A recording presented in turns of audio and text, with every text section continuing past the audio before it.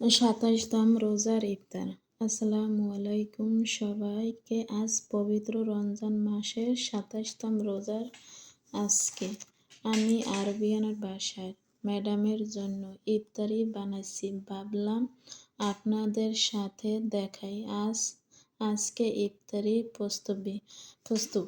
আজকে ইফতারি বানিয়েছি সুস্বাদু আইটেমের প্রথম বানিয়েছি সুস্বাদু কিছু আইটেম। প্রথম বানাইছি খেজুর ও ফলের সালাতা ও সমোসা ও পাপড়া আর কিছু শরবত, ঠান্ডা শরবত। রমজানের দিনে সারাদিন রোজা রেখে ইফতারের সময় খাবারগুলো সত্যিই খুব ভালো লাগছে। সত্যই খুব ভালো লাগছে রান্নার সময়। এখানে আমি সমোসা ভাজছি আর পাপড়া রেডি করেছি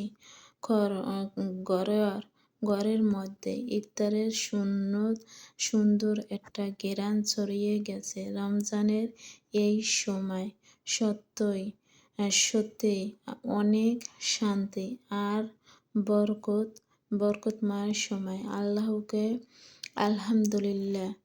এই সময় ইফতার তৈরি হয়ে গেছে। আল্লাহ যেন আমাদেরকে সব রোজা কবুল করে এবং আমাদের সবাইকে সুস্থ রাখে। আপনারা দোয়া করবেন।